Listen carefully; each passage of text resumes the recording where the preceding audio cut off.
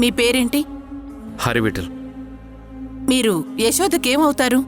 ఫ్రెండా, బాయ్ ఫ్రెండా, లవరా, లేకపోతే ఇంకేవేనానా? యశోద నాకు చిన్నప్పటి నుంచి ఫ్రెండ్. అంటే ఇప్పటికీ మీ ఇద్దరి మధ్య కేవలం స్నేహం మాత్రమే ఉందా? మీరు ఆ అమ్మాయిని ఇష్టపడలేదా? పెళ్లి చేసుకోవాలనుకోలేదా? అనుకున్నాను. యశోదని పెళ్లి చేసుకుందాం అనుకున్నాను. Note this point my lord.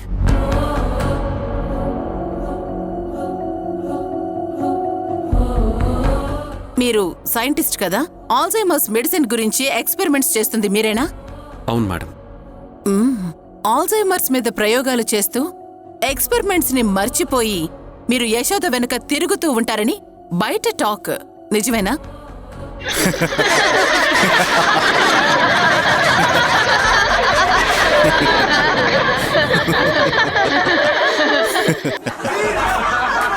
Order, order. Objection my lord. Objection overruled. You can proceed. Thank you milord. Harivithal garu, నా మాటలు మీ మనోభావాలనేవైనా దెబ్బతీసుంటే ఐఎమ్ సారీ. మీకు బ్రదర్స్ కానీ సిస్టర్స్ కానీ ఎవరైనా ఉన్నారా? ఎవరూ లేరు మేడం. నేను ఒక్కడే కొడుకుని. మీ అమ్మా నాన్నల పేర్లేంటి?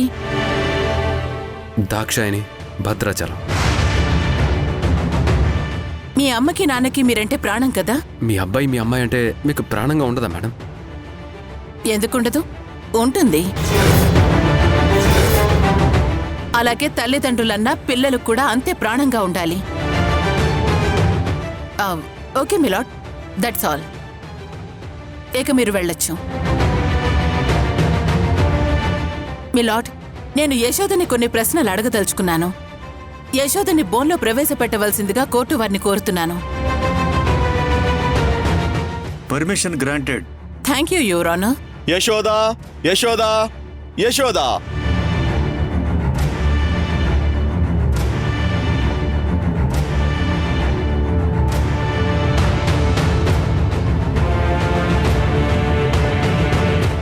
Devaki alias Ujjayini alias Yashoda. ఎన్ని పేర్లలో అసలు నీ పేరేంటి బంగారం? ఈ 3 పేర్లతో పాటు ఇప్పుడు మీరు కొత్త పేరు కూడా నాకు పెట్టారు కదా, బంగారం అని. మీకేదిష్టమో అదే చెప్పండి మేడం, నేను కూడా అదే చెప్తాను.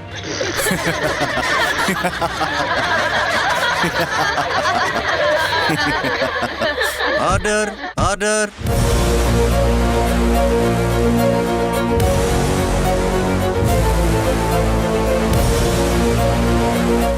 నీకు న్యాయం జరగాలి అంటే సూటిగా సమాధానం చెప్పు, వెటకారంగా కాదు.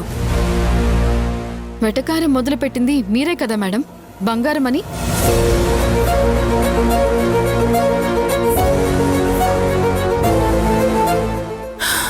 స్ట్రైట్గా పాయింట్కి వచ్చేస్తున్నాను. చూడు యశోద, నీకు నిజంగా అన్యాయం జరిగితే నేను మళ్ళీ ఈ కేసుని వాదించను.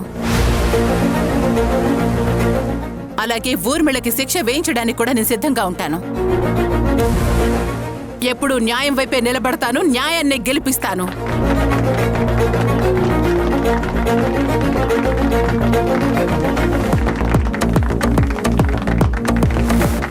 Order, order.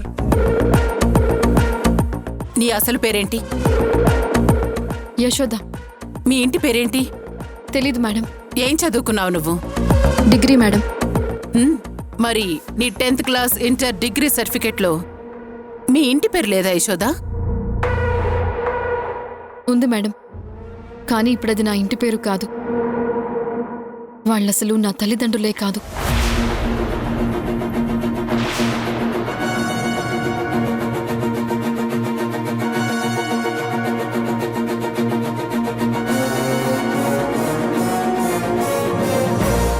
మిలాట్, ఇప్పటికే మీకు కేసు అర్థమైపోయి ఉంటుంది.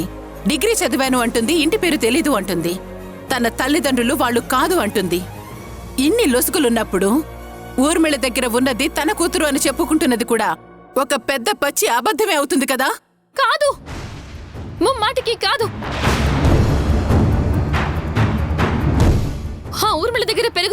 బిడ్డే.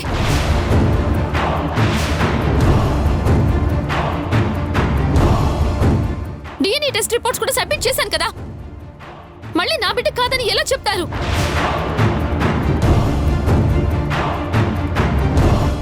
నా బిడ్డే, నా బిడ్డే, నా బిడ్డే. యశోద, ఇది కోర్టు. అరవకుండా నార్మల్గా సమాధానం చెప్పడానికి ట్రై చేయండి.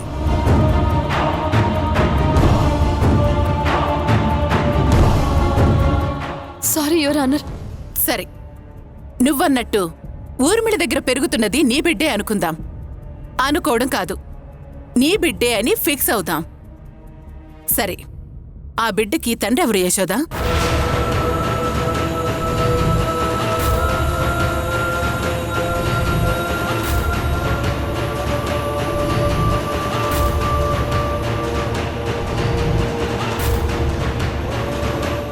నాకు తెలీదు.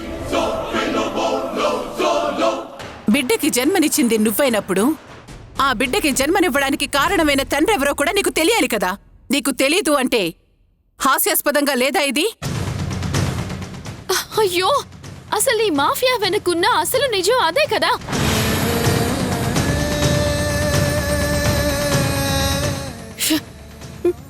ఎవరూ తెలియని వాళ్ళ స్పామ్ తీసుకొచ్చి కన్నె పిల్లల్లో ప్రవేశపెట్టి ఇదంతా మీ అడ్వకేట్ ఝాన్సీ మేడం ఒక స్టోరీలా చెప్పిందిగా.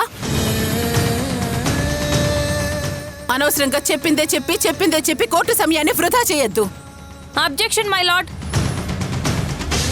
నళిని మేడంకి అడిగిన ప్రశ్నలకి సమాధానం వినే ఓపిక కూడా లేకపోతే ఎలా?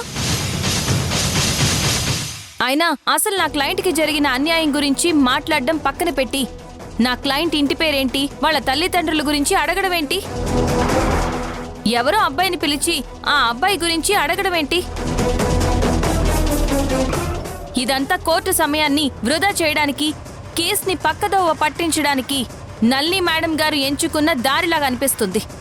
లేదు మిలాడ్, ఇంటి పేరు తప్పు అని తన తల్లిదండ్రులు కాదు అని చెప్తున్న ఈ యశోదకి అసలు తల్లిదండ్రులు ఎవరో తెలీదా? తెలిస్తే చెప్పమనండి. మై లార్డ్, ఆస్తి కోసం నా క్లయింట్ని చిన్నప్పుడే దూరంగా తీసుకెళ్లి రామయ్య తండ్రి జానకమ్మలు పెంచుకున్నారు. పెళ్లి చేస్తేనే ఆస్తి వస్తుంది అని చెప్పడంతో అప్పుడు ఒక మోసగాడిని తీసుకొచ్చి అతన్ని డబ్బుతో కొనేసి యశోద పెళ్లి అతనితో చెయ్యాలని చూశారు. ఈ విషయం నా క్లయింట్కి తెలిసి అక్కడి నుంచి పారిపోయింది మై లార్డ్. ఇది నా క్లయింట్ యశోద జీవితంలో జరిగిన కథ.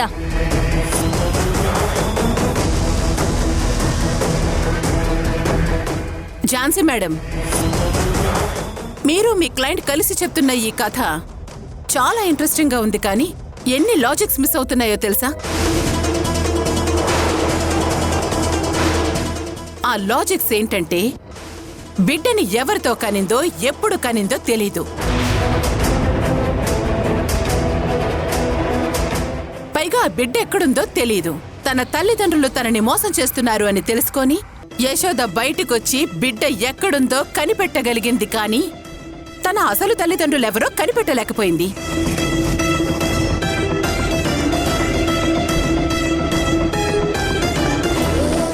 సరే, నీ క్లయింట్ యశోద చెప్పిందే నిజం అనుకుందాం.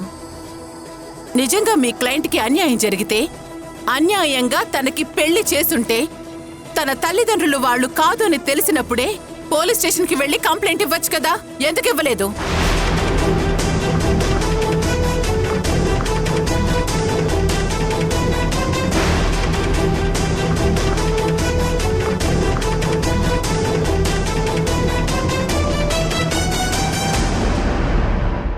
ఇంత అన్యాయం జరిగితే ఏ అమ్మాయి అయినా పోలీస్ కంప్లైంట్ ఇవ్వకుండా ఉంటుందా my lord?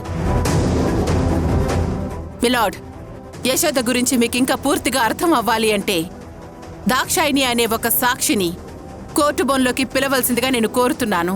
Permission granted. Dakshayini, Dakshayini, Dakshayani.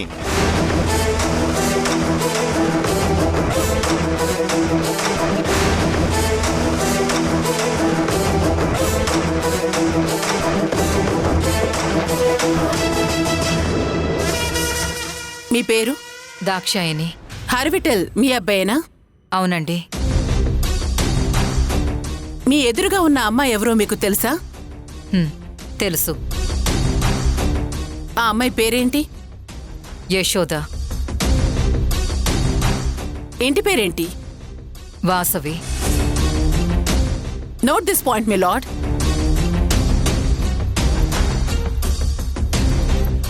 Yashoda తల్లిదండ్రుల పేర్లేంటి? రామయ్య తండ్రి, జానకమ్మ. వాళ్ళ గురించి మీకేం తెలుసు? యశోద వాళ్ళ నాన్నది మా అయింది 22 స్నేహం. ఈ యశోద చిన్నప్పటినుంచి మేమంతా కలిసే ఉన్నాం. వాళ్ళ నాన్నగారిని నేను అన్నయ్య అని పిలిచేదాన్ని.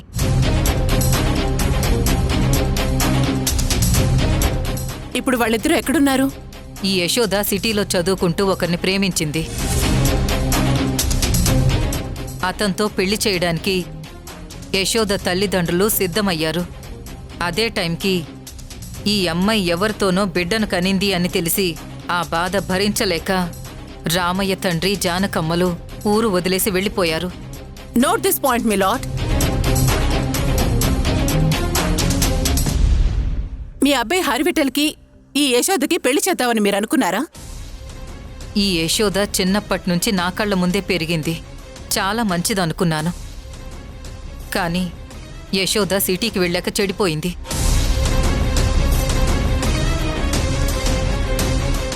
ఎవరితోనో బిడ్డను కనింది, ఇంకెవరినో ప్రేమించింది. Objection my lord. నా క్లయింట్ మీద లేనిపోని అబాండాలు వేస్తున్నారు ద్రాక్షాయణి గారు. ఈ యశోద ఒకరిని ప్రేమించిన మాట నిజం. అది తెలిసి నేను వెళ్ళి ఆ ప్రేమించిన వ్యక్తిని మర్చిపోమ్మని తనని బతిమలాడుకున్నాను. నా ఇంటి కోడలుగా రమ్మని అడిగాను. అలాంటి యశోద మీద నేనెందుకు నిందలు వేస్తాను? అలా నిందలు వేసేదాన్నే అయితే నా కొడుకుని పెళ్లి చేసుకోమని దాన్ని అడిగేదాన్నే కాదు. ఎంత బతిమలాడినా సరే యశోద మా మాట వినకుండా అర్జున్ అనే అబ్బాయిని పెళ్లి చేసుకోవాలనుకుంది. అతన్ని పెళ్లి చేసుకునే క్రమంలోనే యశోద ఎవరితోనో బిడ్డను కనింది అని రుజువైంది. ఆ క్షణం నుంచే ఈ యశోద వైపు మేం కన్నెత్తి చూడట్లేదు.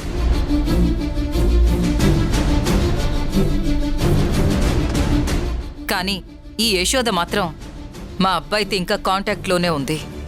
మా వాణ్ణి వల్లో వేసుకోవాలని చూస్తుంది. That's all my lord. ఇక మీరు వెళ్ళొచ్చు. మీ లార్డ్, యశోదని చిన్నప్పటి నుంచి చూస్తున్న దాక్షాయణి గారి మాటలు మీరు విన్నారు కదా? అలాగే యశోద నా క్లయింట్ ఊర్మిళ గారి మీద చేసిన ఆరోపణలన్నీ అవాస్తవాలని మీరు గుర్తించాలి. ఎందుకంటే డిఎన్ఏ రిపోర్ట్ అనేది ఒకటి అడ్డు పెట్టుకుని తను నా క్లయింట్ మీద కేసు పెట్టింది. అలాంటి తప్పుడు సాక్ష్యాలు వందల కొద్దీ పుట్టించొచ్చు. ఆ కాగితాల్ని అడ్డు పెట్టుకుని ఎన్నో హాస్పిటల్స్లో ఉచితంగా వైద్యాన్ని అందిస్తూ ప్రతి మారుమూల పల్లెటూర్లకి వెళ్లి ఉచిత వైద్య శిబిరాలు ఏర్పాటు చేసి ఎంతో మందికి ఆరోగ్యాన్ని పంచుతున్న మాతృమూర్తి ఊర్మిళ గారు తన మీద నిందలు మోపి శిక్ష వేయమని కోర్టుని అడగడం కరెక్ట్ కాదు మీ లార్డ్.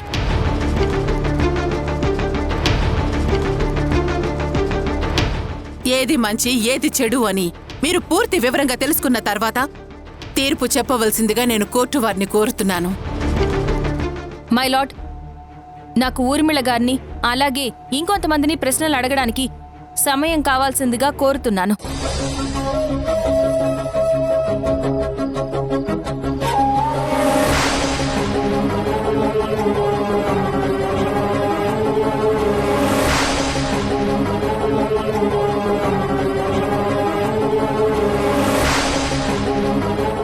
ఈ కేసులో సంఘ సంస్కర్త అయినటువంటి ఊర్మిళ గారి మీద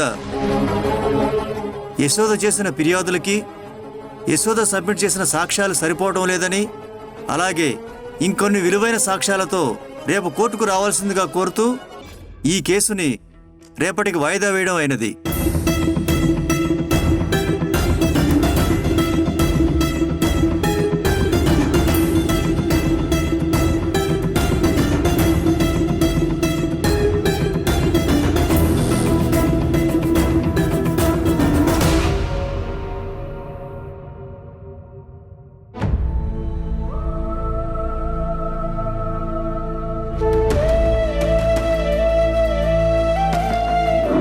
యశోద సిటీకి వెళ్ళాక చెడిపోయింది. ఎవరితోనో బిడ్డను కనింది, ఇంకెవరినో ప్రేమించింది. కానీ ఈ యశోద మాత్రం మా అబ్బాయితో ఇంకా కాంటాక్ట్లోనే ఉంది. మా వాణ్ణి వల్లో వేసుకోవాలని చూస్తుంది.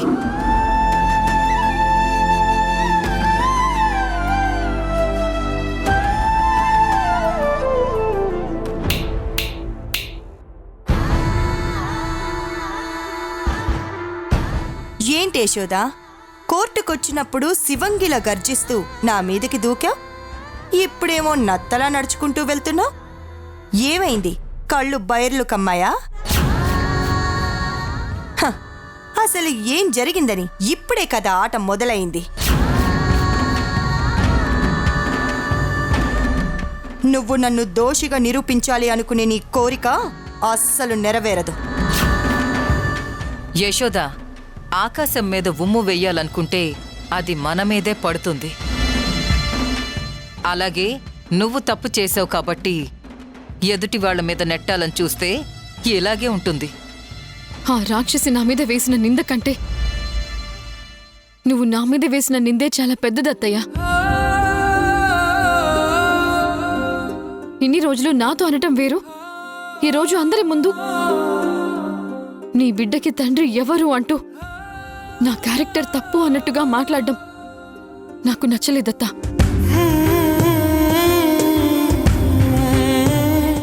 నువ్వు నాకు సపోర్టుగా ఉంటావని నేను అనుకోలేదు, కానీ ఇలా నా జీవితాన్ని నలుగురిలో పెడతావని అనుకోలేదు.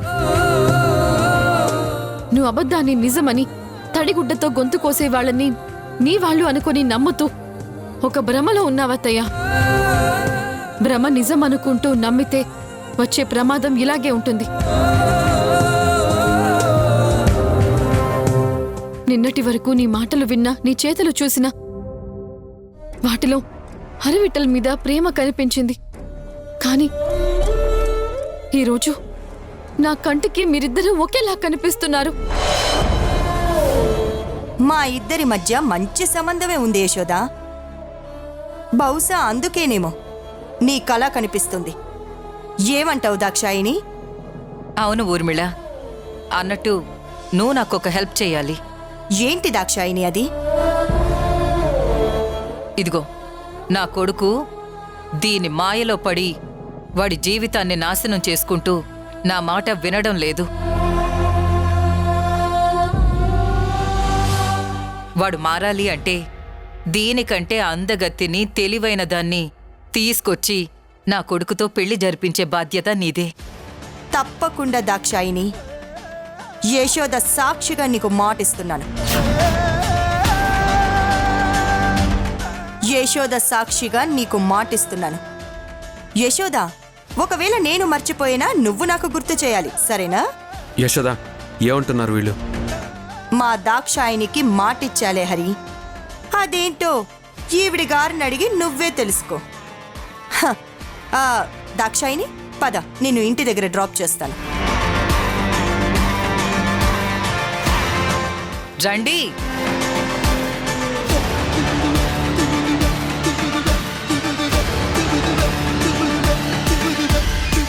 చెప్పేషదా, ఏం జరిగింది?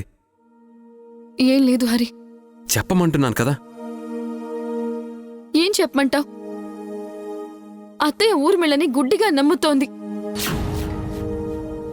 ఊర్మిళ వైపు నిలబడి మాట్లాడుతోంది. చూడేషదా, ఈ ప్రపంచం అంతా నీకు వ్యతిరేకంగా చేతులు కలిపి నీ వైపు వేలెత్తి చూపించినా సరే నేను నీ వైపు నిలబడతాను. ఈ యుద్ధంలో నేను నిన్ను గెలిపించుకుంటాను.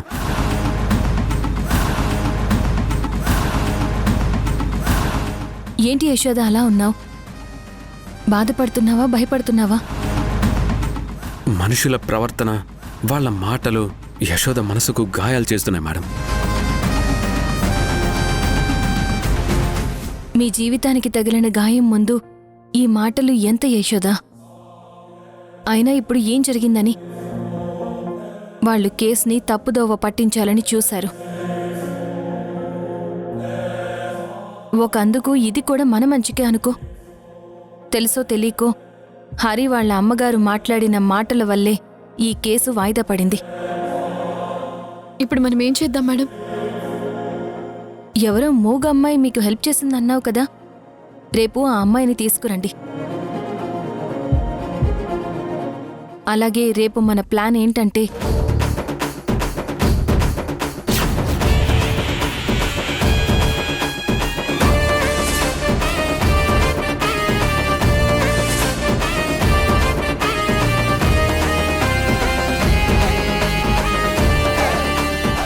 అర్థమైంది కదా?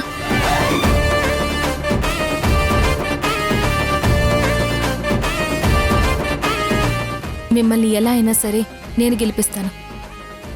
యశోద, మీకోసం మాత్రమే కాదు, ఎంతో మంది మనలాంటి ఆడపిల్లల జీవితాన్ని కాపాడడం కోసం.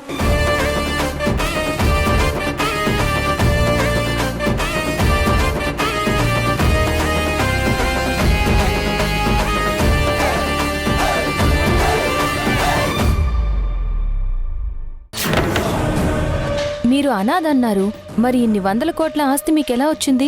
ఇదేంటి నా గతం మొత్తం తవ్వుతోంది? ఈ ఊర్మిళాదేవి అనే ఆవిడ కన్నెపిల్లల జీవితాల్ని నాశనం చేస్తూ ఎంతో మంది జీవితాల్ని భ్రష్టు పట్టించారు, your honour. Objection my lord. దానికి ప్రత్యక్ష సాక్షి ఉన్నారు, మై లార్డ్.